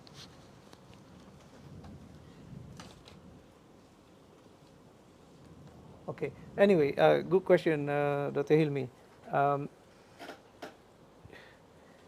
He elaborated to me the same experience when he was trying to solve the issue of the Terengganu inscription. He said when he was the director of the museum at that time, Shaharum Yop, I think, was his friend, and he used to visit him. So one fine day, as he was crossing the hall, the main hall of the museum, the National Museum, his gaze was caught to look at the Batu Bersurat, and it was focused on that word, Syaratan. So when he went home, he starts to read all the articles that were written about it, and the Balagdan, the Mathesons, and he was not satisfied. Because again, thank you, Dr. Hilmi, because you reminded me what I really wanted to say here today also, which is the uncertainty part. Because Matheson, Balagdan, and Drewers after that somehow came to the same conclusion, that the date is unknown. So Professor Attas raised the simple question: how is it that an edict that was raised on a certain day, but the date you don't know? It makes no sense, isn't it? How can a sultan or a person with authority has commanded somebody to carve a stone, and it's not a simple instruction to carve something on stone, and to declare, to make a declaration that the law of the land is the Sharia, and the date is unknown? You want to launch your book, there's a date. 13 Oktober. Yeah. So when it is said on the inscription, I don't have the book now, pada Adi pertama ada Jumaat, the day, di bulan Rajab, the month, disasanakan something about di tahun syaratan, disasanakan baginda telah lalu 702. Professor Attas says this is an exact date. How can it not be unknown? So he started to count 702, and he knows that Muslims will always find an auspicious date on Friday. So it's not difficult for him, he says. Yeah, this is the book. Yeah, and you can read about how my what he recounts in my introduction in this book, how he went through the process. It's quite a lengthy thing. And so he says, now, when he was writing this is in the 70s or 60s also, and there was no calculator, no computer. So I said, Prof. Al-Attas, how did you do it? I manually counted it backwards. Weeks are 7 days, months are 4 weeks, counted. And then they say, Muslim months maybe 29, 28 days. So he makes allowance for that.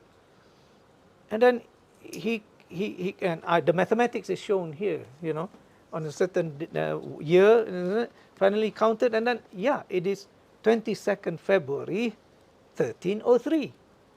Now, what was amazing to me is that he went to read back all the articles that was written by it about the subject matter. And then he looked for every single point of doubt that he disagrees with it. Because he says, look, this is a fact. A fact cannot raise doubts, isn't it? So the same thing with origin of the Malay sha'ir. So you just, as I said, this is empirical evidence. It's only in words and written form. It's still empirical. So the person is there. How can you not find this person, isn't it? Yeah. So that's why he says the semantic use, the key terms used by the same person, it points to the same. And this is why another scholar somehow discovered another manuscript and he said that there's another poet by the name of Hasan Fansuri. Prof. Al-Attas said, no, it's not Hasan Fansuri. It's the same, Hamzah Fansuri, because nobody talks about another Hasan Fansuri. Because in Jawi it's written like that, ha, and then see, it's ta marbuta. You don't put the dot because it's understood, but somebody who's not very familiar or trying to become ingenious by saying this, ha, sin, nun. No, it's not ha, sin, nun. It's ha, mim, za, ta marbuta. Hamza. Yeah. So, now the Batu Basura is quite fascinating because, he calculated it and, once he arrived at the date, he said, but it's still my calculation. I need another report. I need another report to verify what I calculated. So he said he was tired doing the calculation, thinking about it. So his pastime was reading literature. He was reading Chaucer's Canterbury Tales. And there it's mentioned An-Natah. And then he said, that's one of the stars in the constellation, the Buruj of Hamal, Aries. Then, and Chaucer was 1300s. Chaucer was 1300. So he said, now I have a verification of the empirical kind. A real observation was made. So it's not just his calculation, not just a claim on Batu Basura, that is on Syaratan. So he rests assured, and he is very certain of that. The other thing is, he looked at the style, the stylistics of the sin and the shin. Every time there's a shin, the inscription goes straight. Every time there's a sin, there is a teeth, like that, in the stone. Now, a very fine eye can only tell that. It's also a man trained in calligraphy or is familiar with Islamic calligraphy. That's why you cannot mistake the sin or the shin in that book, in that epigraphic carving. It is Syaratan. It is not Saratan as some other claims, The difference between Syaratan is Aries or Hamel. Saratan is Cancer, the Tropic of Cancer. There's also another importance. In the scheme of things about astronomy, Aries is the first station of the moon. And this is what Prof. Al-Attas has been trying to say, but people don't get it. That's the problem. I saw it. I said, this is fascinating because Adi pertama ada, the very first Jum'ah, because Jum'ah is the mother of all days for the Muslims, isn't it? Adi pertama ada, the first Jum'ah. So the first Jum'ah must mean the first week of the month. It cannot be the second week. It cannot be the third week. It must be the first week. So the first Friday. So it must fall either 1, 2, 3, 4, 5, 6, 7, isn't it? It cannot be 8. So that's why it is, what is it? 4th of Rajab, isn't it? The 4th of Rajab. It is 4th of Rajab 702 Hijrah. yeah, 702 Hijrah. And it is the first constellation, the house, the Manazilul Qamar, the first house that the moon, because the moon as it traverses the midnight, the night sky, it has 28 Manazil. So the first, yeah, that's very, so first Jummah, first house to show the moon is rising. And remember, and I was saying, Wallahu alam, remember why the Prophet is called Al-Badrul Munir, you know, the shining moon. Tala al-Badru alayna. It refers to the Prophet, the moon. And that is why, following the Sunnah of the Prophet, it must be the very first waxing of the moon to show the importance of it. Because the Isra Mi'raj, we just have that, isn't it? The Isra Mi'raj was in the last days of, what is it?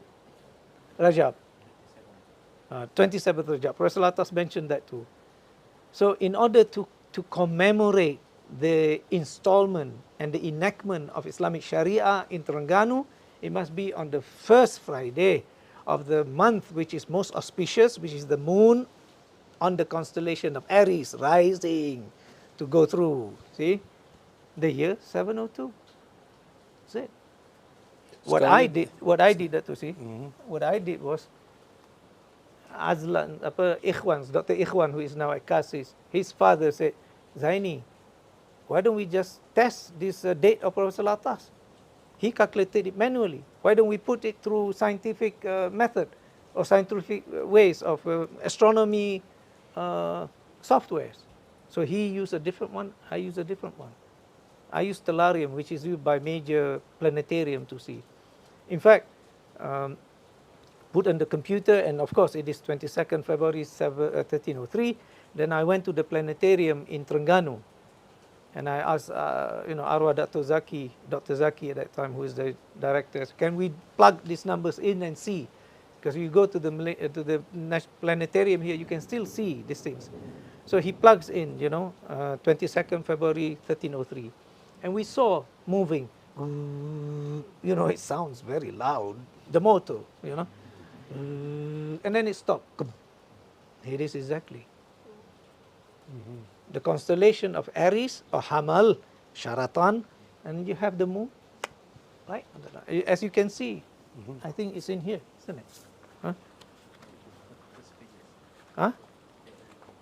The early pages? There. This is it. So that's what see? Yeah. This is the Hamal. Hamal is a ram, sheep, It's a ram. So that's called Hamal Sharatan. And that's the moon, the crosshair. It's the moon.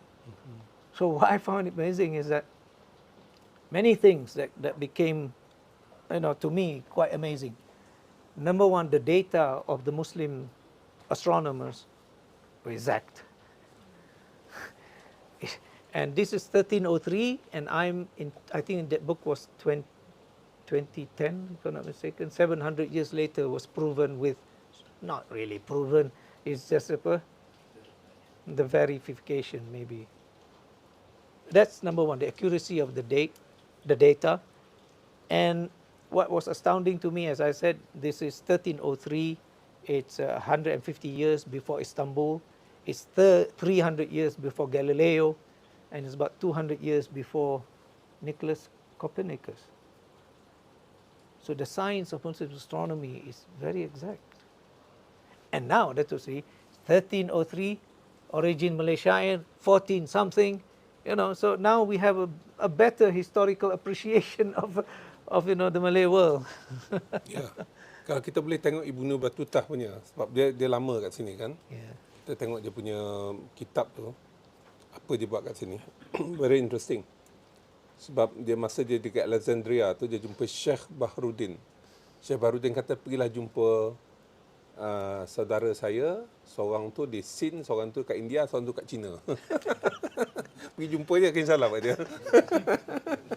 Saya macam tu orang kata pergi Korea, kirim salam kat seorang. Kita fikir macam mana pergi. Ya. Saya jumpa lah. Lepas tu baru je balik. Sampai China tu, sampai ke Beijing, turun sampai ke dia naik kapal tu sampai sini lah. But we must remember, Dato Sri, that time, the Muslims were controlling the waterways, the sea routes. So for them, it's so easy to travel. Yeah. It's just that when on land, they might have problems. That's what Bin Battuta ran into problems on land. Ya. Dia balik semua naik kapal. Pergi naik dia tu. Yeah. Quite interesting. So, okay, kita ada 5 minit lagi kalau siapa nak tanya. Ni Hayati, apa burning question from Oxford. I think the trend, Saya tak dengar. because the trend now in Oxford is towards liberal studies, right? They did a study in 2023 for, the value of humanities. So they encourage transdisciplinary courses. Yeah. Nowadays. So I was wondering, like, since Dato Sri is the MQA chair, Setuju. how do you feel about this? Because I think one of the key takeaways from today's session is that, scientists from our Islamic world are all multidisciplinary. They are scientists and they are also poets and, proponents of literature. Yeah. So how do we encourage that in our education system? Thank you. Yeah, no. It's your session. Your session. You comment a bit. Yeah, I think that's everywhere. The classification of knowledge now is to be re-looked at. Many universities now found that we were very much atomizing the education in terms of knowledge. At the end of the day, you go deep and deep. You go to the so-called job market, because this is what is the target all about. Tak ada orang nak pun. Yeah, you have to go back. Sekarang ni, banyak universiti dalam dunia ni, termasuk Petronas, dia kenalkan satu engineering baru. Integrated engineering. Tak ada lagi lah mechanical engineering, nano engineering, tak ada. Integrated engineering. I think this will be... You mean UTP, Dato Sri? Ya. Oh. Ya. Sebab UTP ni rapat dengan Petronas. Jadi kalaulah you go to mechanical engineering, petroleum engineering, go deep into petroleum engineering, tak nak you kena tahu benda lain. You kena tahu chemical engineering, you tahu. Jadi at the end of the day, you have to go to the Bigger main picture. domain of the knowledge. And dalam integrated engineering tu adalah communication skill you kena belajar dan sebagainya. So we don't have to go to details at learning stage. Yes. Experiential learning is more important on the skills. Sebab tu kita ada APEL sekarang ni, accreditation on prior experiential learning. So banyak orang akan masuk universiti akan datang ni, dia tak ada masters pun, tapi terus buat PhD. Tak ada bachelor pun, terus buat masters.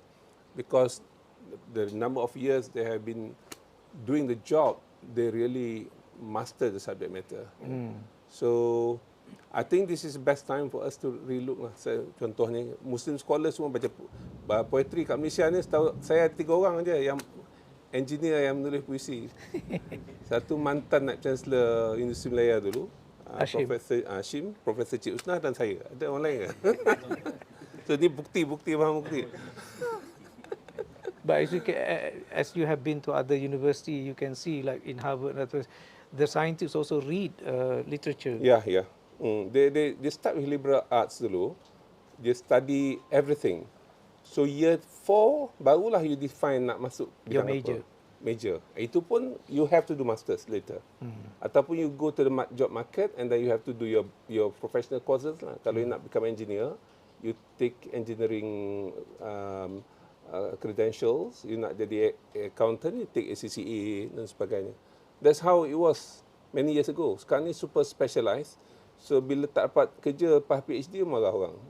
Disiplin ni tak boleh. Terlampau detail, terlampau kecil. Ya, orang nak buat bisnes ni dia kena besar. Nak buat kerja nanti baru detail. Jadi kalau kita boleh bezakan memahami the domain of knowledge, it should be as wider as possible. And when you work, you have to, macam orang Belanda, deep as possible. Itu selepas you bekerja. Selepas 10 tahun, deeper. Bukannya you belajar deeper, lama nanti lemas. Saya mula berpuisi. Lemas. So kita tak banyak masa ni. Takut nanti sebab dah 2 jam ni. Walaupun petang-petang macam ni saya ucap, it is in English ya. So I would like to thank Professor Zaini and friends here for this session. It's very engaging session. I realized despite it is Saturday afternoon at 3 p.m. to 5 p.m. no one here. I can see visually not engaged in the whole session. So I'm very grateful for that. Next session will be the second discussion on this. We will decide on the dates later. And this is very important. This book, 20% sehinggalah pukul, saya naikkanlah sampai pukul 6 petang. Yeah. So and then I give this a copy to Professor Zaini. Terima kasih. Kita tak cepat. This is nice. Ya. Sebab Terengganu selalu banjir, Kelantan selalu banjir, jadi buku ni bukan saya nak ni lah. Semua orang yang buka buku ni dia akan terpesona dan teruja. Ya. Ya. Okey, terima kasih. Assalamualaikum warahmatullahi wabarakatuh.